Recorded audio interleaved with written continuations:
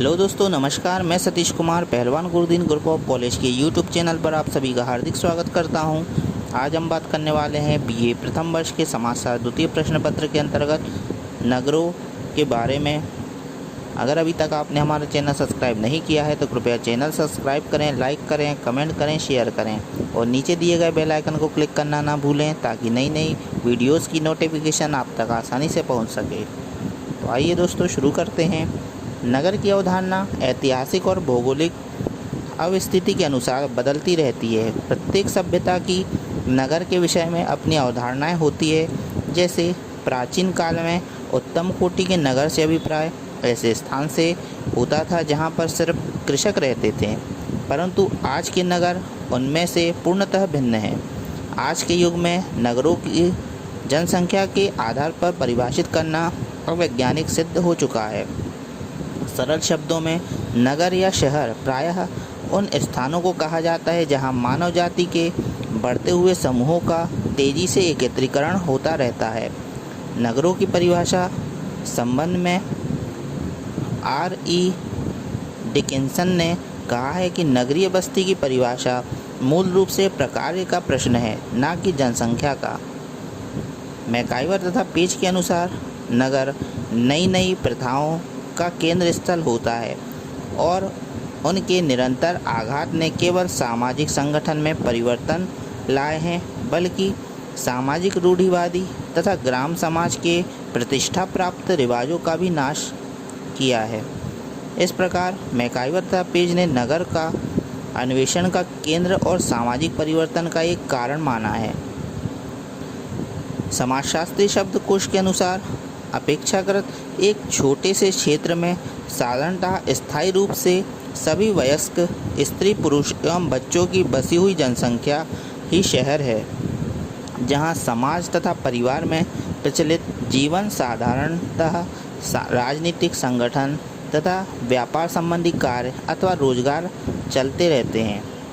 Redfield तथा sinker के अनुसार केंद्रीय व्यापारिक प्रांत के रूप में शहर स्पष्टतया एक व्यावसायिक केंद्र है, जहां ऐसे लोगों के बीच में क्रय विक्रय, व्यवसाय तथा विनिमय होते हैं जो विभिन्न जातियों, वर्गों तथा मतों के होते हैं और जो परस्पर अपरिचित है, जहां भिन्न संस्कृतियों एवं समुदायों के बीच में अवैयक्तिक संबंध स्थापित करना ही शहर का कार्य होता है। इसके अतिरिक्त धार्मिक तथा बौद्धिक केंद्र के रूप में शहर आस्थावान व्यक्तियों को अपनी ओर आकृष्ट करता है। वह अध्ययन, पांडित्य और संभवतः ऐसी मान्यताओं का भी केंद्र होता है जो स्थानीय और शहरी सांस्कृतिक के अव्यक्त लघु परंपराओं को व्यक्त तथा व्यवस्थित महान परंपराओं के रूप में कार्यान्वित करता है। अब बात करते हैं दोस्तों हम नगरों की प्रमुख विशेषताओं के बारे में। तो नगरों की विशेषताओं में पहली विशेषता आती है जनसंख्या का घनत्व। ग्रामीण समाज में जनसंख्या का घनत्व कम होता है, जबकि शहरी घनत्व और ग्रामीणता में नकारात्मक संबंध पाया जाता है। नगरीय समाज में जनसंख्या का घनत्व अधिक होता है। नगरीय और जनसंख्या के घनत्व में सकारात्मक संबंध पाया जाता है। जनसंख्या के घनत्व के आधार पर किसी स्थान को नगर घोषित किए जाने के संबंध में अनेक मतभेद है। श्री स्मिथ ने लिखा है, यदि ऐसी बात हो तो जनसंख्या अथवा समूह का ग्रामीण एवं नगरीय विशेषताओं के आधार पर वर्गीकरण करने में दो विपरीत भागों की तुलना में एक पैमाना ही अत्यधिक संतोषप्रद साधन होगा। पूर्णतया विशुद्ध रूप से ग्रामीण अथवा विशुद्ध नगरीय होने के स्थान पर एक समुदाय एक दूसरे से अधिक नगरीय अथवा अधिक ग्रामीण विशेषताएं रखता है। दूसरी विशेषता आती है सामाजिक जीवन की विविधता और विजातीयता। इस प्रकार की विविधता नगर की प्राण मानी गई है। जो नगर जितना ही विकसित होगा उतनी ही अधिक विजातीयता की प्रचुरता वहाँ पाई जाएगी। वह विषमता वहाँ के निवासियों की जाति, उपजाति, भाषा, व्यवसाय, धर्म तथा उनके विभिन्न सामाजिक पारिवारिक रीति रिवाजों में परिलक्षित होती है। तीसरी विशेषता आती है गैर काष्ठकारी व्यवसाय। जहाँ ग्रामीण अर्थव्यवस्था का आधार कृषि होता है, वहीं नगरीय अर्थव्यवस्था का आधार गैर काष्ठकारी व्यवसाय होते हैं।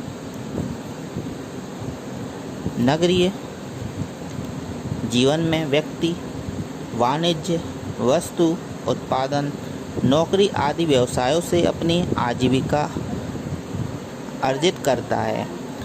इन व्यवसायों से जो उसे आय प्राप्त होती है, उसके माध्यम से वह अपने जीवन की मूलभूत आवश्यकताओं की पूर्ति करता है।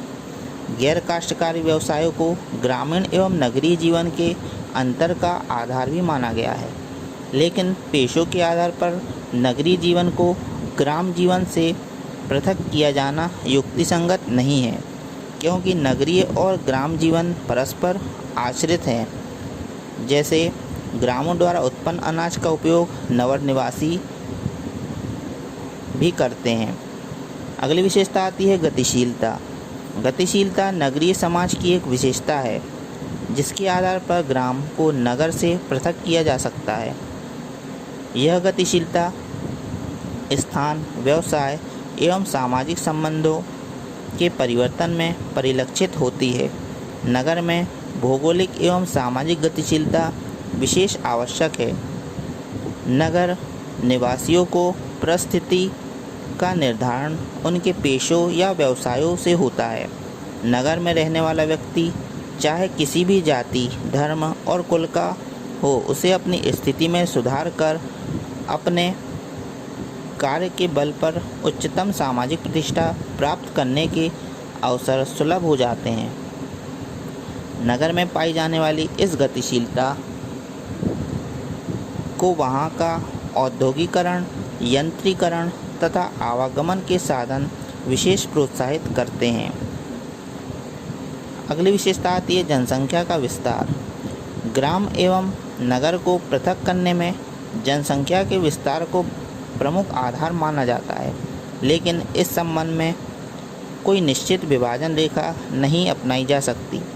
लगभग सभी स्थानों पर कम या अधिक जनसंख्या निवास करती है और उन जनसंख्या का अधिक या कम विस्तार भी पाया जाता है। वास्तविकता में जनसंख्या का विस्तार ग्राम एवं नगर में पृथकता स्थापित करने का प्रत्यक्ष आधार है। किसी स्थान की जनसंख्या जब अधिक होती है तो वह एक व्यक्ति दूसरे व्यक्ति से प्रायः अपरिचित सा रहता है। इस प्रकार की विशेषता के कारण नगर में एक निवैयक्तिक सामाजिक वातावरण की रचना भी होती है। अगली विशेषता आती है स्थायित्व। नगरीय समुदाय में स्थायित्व की विशेषता पाई जाती है। प्रत्येक नगरीय समुदाय के बीच विभिन्न भौतिक उपकरण, गृह, विद्यालय, उद्योग, मंदिर, गिरजाघर आदि उपलब्ध रहते हैं। इन्हें एक स्थान से दूसरे स्थान पर सरलता से स्थानांतरित नहीं किया जा सकता। इस तरह नगरीय समुदाय एक स्थान से दूसरे स्थान में नहीं बसता, जबकि ग्रामीण समुदाय में आवास की यह स्थिरता नहीं पाई जाती। अगली विशेषता आती है अंतःक्रिया की पद्धति। नगर में निवास करने वाले व्यक्तियों को प्रत्येक दिन अधिक संख्या में संपर्क करने पड़ते हैं। यह संपर्क निश्चय ही सतही, अस्थायी और छिछलापन लिए होते हैं। ग्रामीण समुदाय में नगरों की अपेक्षा अंतः पद्धति के लिए समुचित क्षेत्र होते हैं। ग्रामीण जीवन में स्थायी तथा व्यक्तिगत संबंधों की अधिकता पाई जाती है। अगली विशेषता आती है माध्यमिक नियंत्रण। नगरों में जनसंख्या के आधिक्य, अनेक रूपता तथा सामाजिक विविधता के कारण सामाजिक नियंत्रण की समस्या बहुत जटिल हो जाती है। इसके विपरीत गांव में प्रारंभिक समूह तथा धार्मिक आचार विचारों के कारण सामाजिक नियंत्रण स्वतः ही बना रहता है। इसलिए गांवों में सामाजिक नियंत्रण के लिए पुलिस, कानून, प्रशासन जैसे माध्यमिक नियंत्रणों की आवश्यकता नहीं पड़ती, जबकि नगरों में इस प्रकार के नियंत्रणों का जाल सा बिछा रहता है। तो दोस्तों, आज हमने चर्चा की नगरों के बारे में तथा नगरों की प्रमुख विशेषताओं के बारे में। आपको यह वीडियो कैसा लगा कृपया कमेंट बॉक्स में अवश्य लिखें। नए वीडियो के साथ मैं आपके समक्ष पुनः उपस्थित हूँगा। तब तक के लिए नमस्कार, धन्यवाद।